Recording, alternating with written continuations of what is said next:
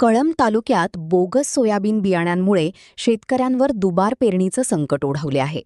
या पार्श्वभूमीवर संभाजी ब्रिगेडच्या वतीने कळंब तहसीलदारांमार्फत जिल्हाधिकाऱ्यांना निवेदन देऊन तातडीने आर्थिक मदत आणि दोषींवर कठोर कारवाईची मागणी करण्यात आली आहे. यंदा तालुक्यात अनेक शेतकऱ्यांनी मोठ्या अपेक्षेने सोयाबीनची पेरणी केली. मात्र निकृष्ट आणि कथित बोगस बियाण्यांमुळे अनेक ठिकाणी उगवण झाली नसल्याचा आरोप करण्यात आला आहे. त्यामुळे हजारो एकर क्षेत्रातील पिकांचे नुकसान होऊन शेतकऱ्यांवर दुबार पेरणीचं संकट आले आहे.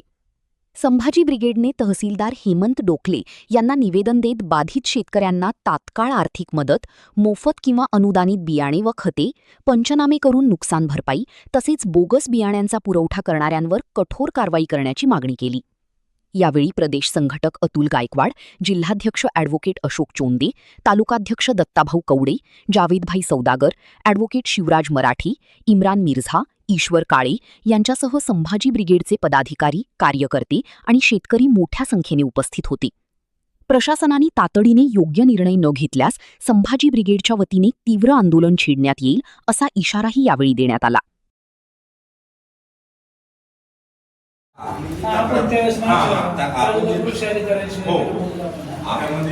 नुकसान झाले जी बी खरेदी घेतलं जे पेरलं ते उगवलंच नाही.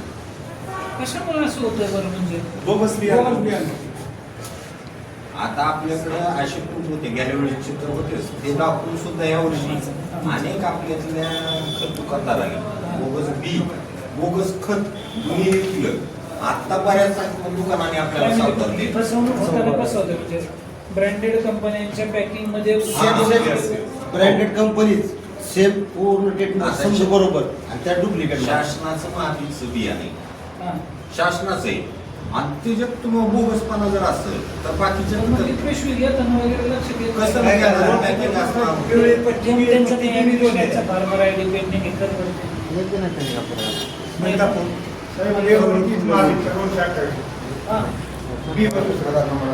आणि त्याच्यावर सिग्नेचर सर्टिफाईड ड्रॉइंग 99% सगळं असेल.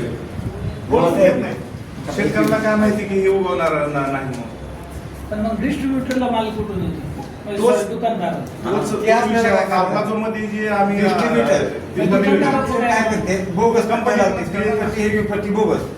आता दुकानदार आहे, कंपनी जो आहे डीलर सब डीलर आहे त्याच्याकडून खरेदी करायचं. त्यांनी जे आहे गेल्या वेळी जी शॅम्पल त्यांनी घेतले होते ते बोगस कंपनी आहे असं सिद्ध असताना त्यांच्याकडूनच खरेदी घ्यायची. म्हणजे दुकानदार बी तेवढाच दोषी आहे, डिस्ट्रीब्युटर तेवढाच दोषी आहे आणि कंपनी तर 100% दोषी. त्या मागील कंपनी बोगस बियाणं म्हणून आलेलं आहे. त्या मागील सॅम्पल कधी घ्यायला पाहिजे? बियाणं मार्केटमध्ये ज्यावेळेस आलंय आमच्याकडे सॅम्पल कधी घेतले जाते? पेरणी चालू होती तेव्हा, तोपर्यंत मी बियाणं विकून झालेलं असते आणि सॅम्पल कोणते घ्यायचे? मोजकेच, भरपूर सॅम्पल घ्यायचे नाही.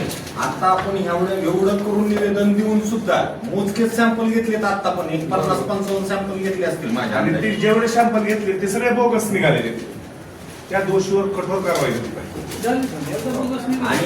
आणि या दुकानामध्ये गेल्या वेळेस बोगस खत बियाणं सापडलं, त्यांना सील बंद करायला पाहिजे किंवा त्यांच्यावर कारवाई, काहीच कारवाई नाही. ऑफिसला आहे तुम्ही या नाही ज्या मागील बोगस बियाणं आहे त्या कंपनीचा काल सत्कार केला सरकारने.